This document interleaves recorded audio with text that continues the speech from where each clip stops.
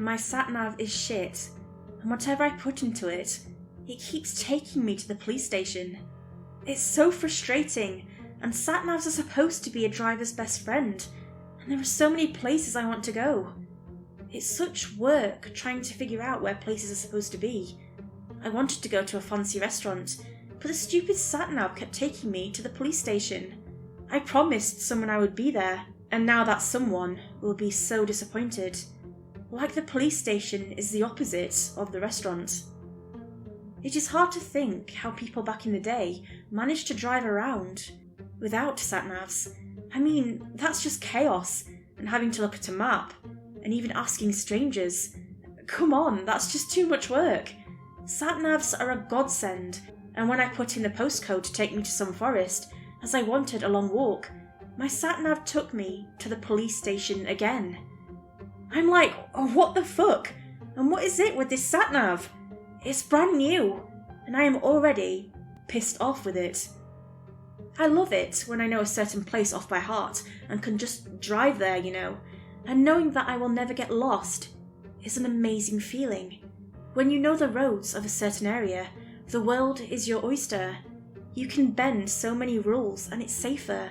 And thinking of the old days of asking strangers walking by for directions, that is a doorway to chaos, as you could be talking to someone dangerous, or even they could give you the wrong directions on purpose. My sat-nav started to worry me because whatever postcode it receives from me, it keeps taking me to that police station. It's like an obsession with the police station, and it started to drive me nuts. I do usually get attached to things, but I knew I had to get a new sat-nav. I turned to my sat-nav and said, "Sorry, you're trying to get me caught, aren't you? You keep taking me to the police station." "Please, just let me go. I want to go home," Shelley cried, as I had chosen her to be my sat-nav. I shot her and buried her, and I am now on the look for a new one.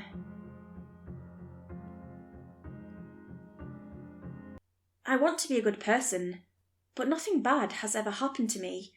I really want to be a good person, and so I needed bad things to happen to me. Why do bad things happen to good people? It's because they are good people. I went up to some guy and I told him to stab me and take my wallet. I even gave him a knife. The guy said no, and I was distraught. This guy doesn't want me to be a good person, and he probably wants me to stay bad. I told him to fucking stab me, or I will follow him and murder his whole family. That got him going.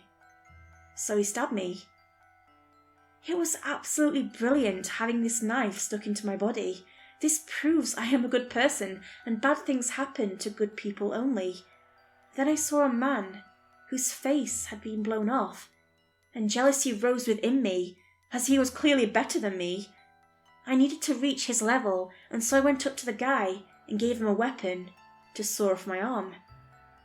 He said no way, but I got under his skin and I mocked him and laughed at how his single mother was so useless.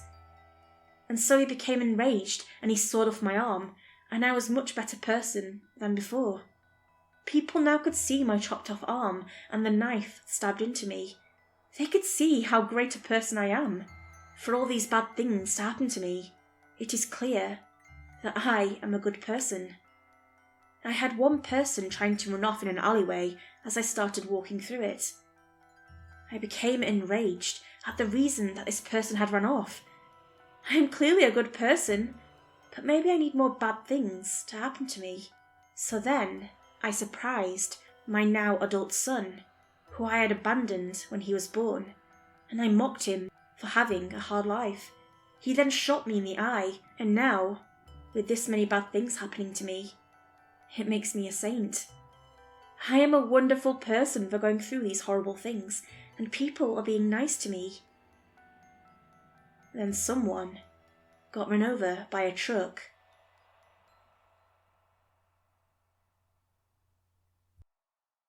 I cannot fathom how my employees are living such a good life when I pay them so badly and treat them so poorly.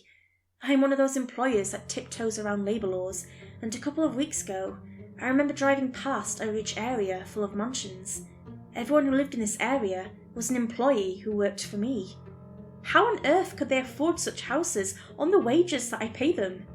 I mean, the wages that I pay them. It isn't enough to cover bills, food, and other necessities.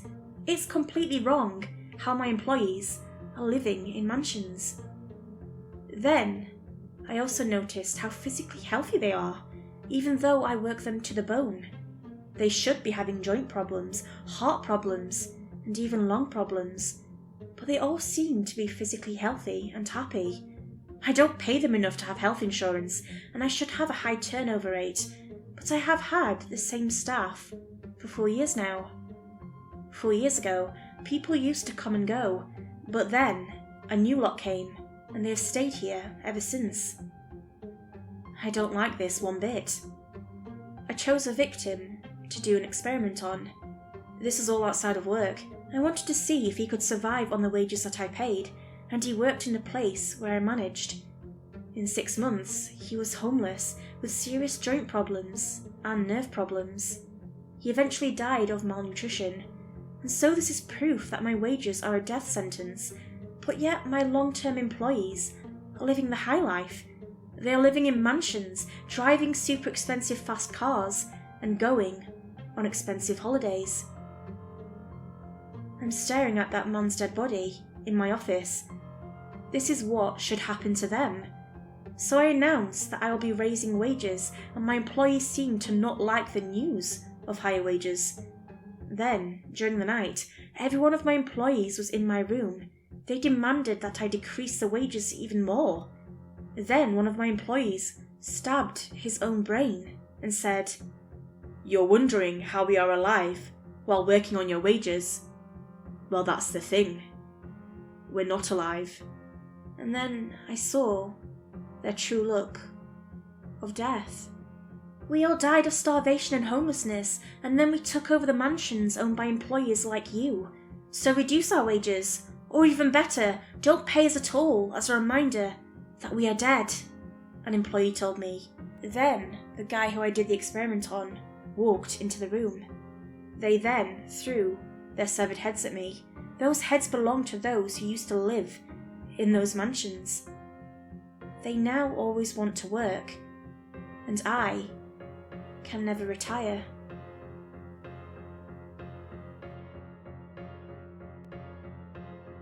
Driving without a license is amazing, and I wish I had done it a long time ago. I had lost my driving license due to reckless driving, and I had to redo all my lessons. I couldn't be bothered doing my driving lessons all over again, as I was short of money. It seems like everything is coming on top of me. One day, I had to walk in the rain, as I didn't have a car anymore, and my financial situation had worsened, as I couldn't even afford to drive anymore. Then one day, somebody borrowed me their car, as they saw me walking in the rain. This person is my neighbour, and he asked me about my car, and I told him everything about me losing my license and not having any money. After hearing that, my neighbour suddenly wanted me to drive his car, and he wanted to sit in the passenger seat, but said that because he had a license, it would stop me from experiencing great things if he was to be in the car. I started driving his car, and I noticed the rain never touched it, and nor the winter cold ever froze it, because I didn't have a driving license. When I hit someone, I thought I had killed them, but then they got up and they said to me, "Because you're driving without a license, I am still alive." And she walked off. I couldn't believe it, and it felt good to drive without a license, and I felt no road rage or even sleepiness. Even if I did purposely fall asleep at the wheel, any person I had hit and killed, they weren't dead, because only drivers with licenses can kill people. I never knew the benefits of driving without a license, and I wished I could have done this years ago. When I drive through haunted roads and creatures of the night stop and stare at me, they don't dare cross the road when a driver without a license is driving through. It terrifies them, and when I hit my car against another car who has a driver with a driver's license, it is instantly their fault, and only they sustain injuries and consequences of the car crash. Whenever I run through a ghost or a dead body, both of them become part of the living. Driving without a license is amazing. I still get chased by police, because I guess they don't want people knowing the great benefits of driving without a license.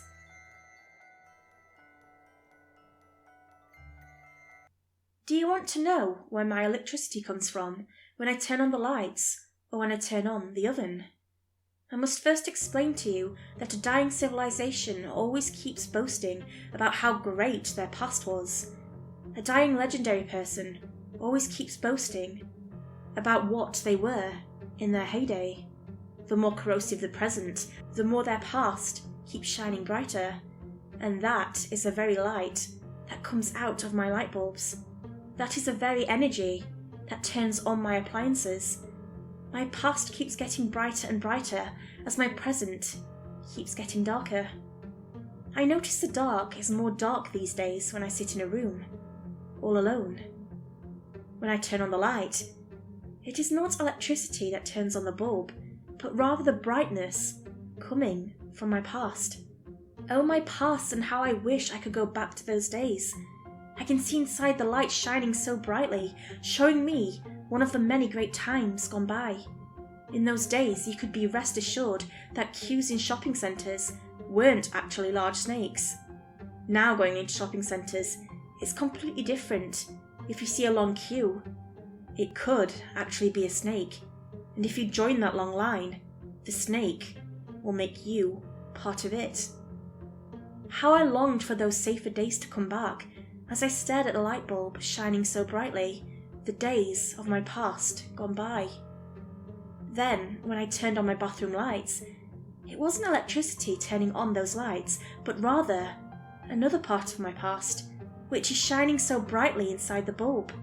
Inside the light bulb, it showed me when clocks weren't scared of turning to any hour, no matter how scary it was. My watch now is always scared of turning to 3 o'clock, because at 3 o'clock, I turn into a monster. In the past, all watchers didn't give a shit, but now watchers are scared to turn into an hour where they know something horrible will happen. As it is nearing 3 o'clock, my watch was lingering and taking its time. I started shouting things like, "You cowardly watch! Stop taking time to become 3 o'clock because you get scared of what I become."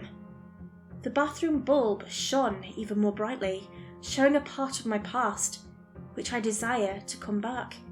I miss the days when people loved losing their way, so that they could experience finding their way back again and gain wisdom. Now everyone is scared of losing their way, and I loved losing my way by rampaging villages, but to then experiencing finding my way back to being good, and the holy, warm aura you feel when finding your way back to being good again, is why I miss losing my way. All my lights are bright now.